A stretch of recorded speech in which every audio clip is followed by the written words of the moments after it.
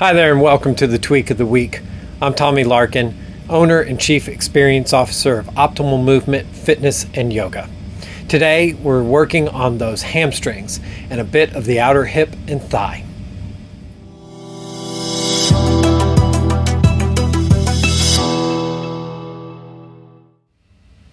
Welcome back and thank you for joining me today. In this growing look at relieving issues associated with sitting for long periods of time, I find the hamstrings tend to be an overlooked set of muscles which can adversely affect the way our back feels. Now, as we've discussed, a stronger core is essential to helping relieve back pain. However, if the back of our legs continue to stay tight, which means shorter muscles, then when we stand up, the depth of lengthening needed can create strain on our lower back. You may be wondering how muscles not directly connected to our back can affect how our back feels. Well, the hamstrings attach to the pelvis at the sit bones, those two bony points you sit on. When we sit and essentially slouch in our chair, then the tuck of the pelvis allows the hamstrings to become shorter. Add a bent leg position and the hamstrings are potentially at their shortest length. So when we stand and straighten our legs, it pulls on the pelvis. If we don't have good pliability in the hamstrings, this continues to tuck our pelvis. But where the real issue comes into play is when our strong psoases and other hip flexor muscles interact. They pull on the pelvis forward into a tilt. This tuck and tilt tension is one of the actions which creates the discomforts around our sacral region and the lower back. So by increasing the natural lengthening ability of our hamstrings and creating more functional flexibility, we decrease the potential adverse actions on our hips and back. So today's tweak, known as Supta Padangustasana, is an easy hamstring stretch, which we will be doing in 3 parts. It not only stretches the 3 muscles which make up the hamstrings, we also stretch the inner groins, plus the IT band region, and possibly the peroneus longus in our calves. Now, a couple of things to note as we get into the exercises. First, you may want a belt to assist in holding the foot. This allows you to keep the leg straight, which is important in these stretches. Second, attempt to have the depth of stretch be about 80 to 90% of your maximum. It's fine to find the edge first and then back off a bit. This, in turn, helps keep the primary area of the stretches in the meat of the respective muscles being lengthened. So let's get to doing Supta Padangustasana. Come down onto your back and bring your belt with you. Now we're going to use the belt to start, but if you can hold your big toe once we get the belt going and get into the pose, then feel free to hold your toe or hold your foot appropriately to the exercise. If you don't have a belt, a tie will work. A belt from a robe or even a piece of rope will do just fine. It's just enough to give you support and connect the hands to the foot. All right, so with both knees bent on and the feet are resting on the ground, take your belt and place it around the sole of the right foot. And then holding the belt close to the ankle, inhale, spread the toes and straighten the right leg, letting the belt slide only as much as it needs to in your hands to find that basically 80 to 90% stretch in the back of the right leg. All right, now before we go any further, we have to straighten that left leg out. So as you feel the next inhale fill the body, stretch the left leg out onto the floor, and if you need to slide the belt in the hands again just a little bit, that's perfectly fine, but really you want to be in that 80 to 90% zone of stretch. Now, we're going to hold this pose for 30 seconds. You can hold it for 90 if you like, but in this demo, we're just going to hold for the 30, and we are already 10 seconds in. So you just breathe easily and fully, but with comfort. This is just breathing. If you want to belly breathe, that's perfectly fine. If you want to work on breathing into the side ribs and the back of the body, that's great too. Now we're coming up onto the last few seconds in this pose. So on the next breath of inhale, prepare, and as you exhale, take the belt into just the right hand, keeping that same level of stretch that you already have.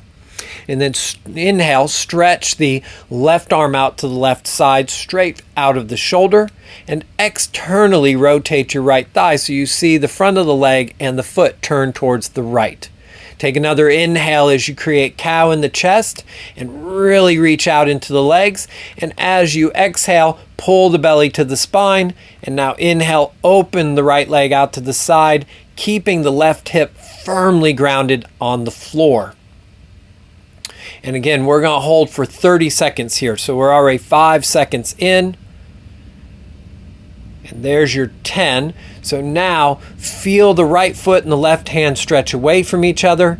Feel the head and the left foot stretch away from each other. And then feel all of that zone hug back towards the belly and the heart at the same time. And we are coming into the last basically 5 seconds. Right? We have 3, 2, 1. And as you inhale, draw the right leg back up to center. And find that initial stretch that we had, and maybe it's even a little deeper now, and take the belt into the left hand. And as you inhale, you find that cat in the belly, cow in the chest, and as you exhale, keeping the right hip fully grounded, draw the leg across the body. And again, we're holding for 30 seconds, and we're already 5 seconds in, because you're lucky where I'm counting, right? And there's 10.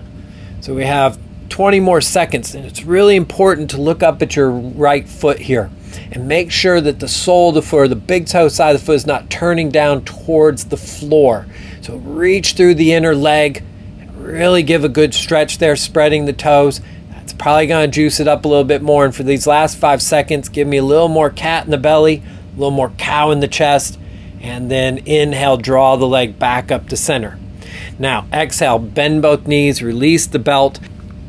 Now we're going to come to the second side. So as you leave the right foot on the floor with the leg bent, take the belt, place it around the sole of the left foot, and then holding the belt close to the ankle, slowly stretch the left leg towards the sky, letting the belt only slide as much as it needs to in the hands to get that 80 to 90%. And then give me cat in the belly, cow in the chest, and as you inhale, stretch the right leg out onto the floor, spreading the toes on both feet, and we'll hold now for that 30 seconds. Maybe you make that little adjustment to stay in that 80 to 90% as you stretch that right leg out. Usually on the second side, it comes very natural to let that little bit of slide go. And we're halfway there.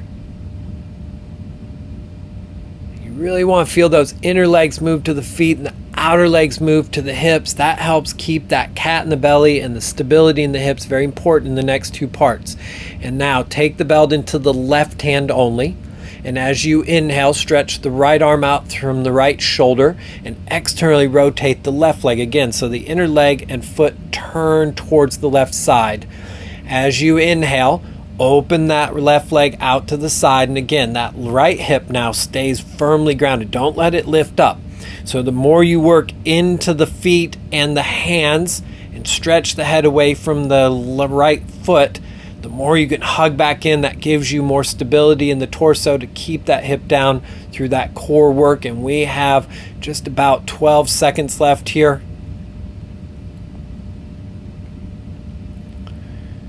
Really reaching. If you reach that left foot and the right hand away from each other, that really helps. And on the next inhale, we draw that left leg back up to center, keeping the stretch in the back of the leg. Change to the right hand. And as you inhale, lengthen the inner legs to the feet. Draw the outer legs to hips. And as you exhale, draw that left leg over to the right side. And again, keeping that left hip on the floor. We are about 10 seconds in now. Again, look up at your left foot. Make sure the big toe side of the foot is not turning towards the floor. You want to do a little more action of the inner legs on that left leg in particular here. Whichever leg is up is where you want to do that.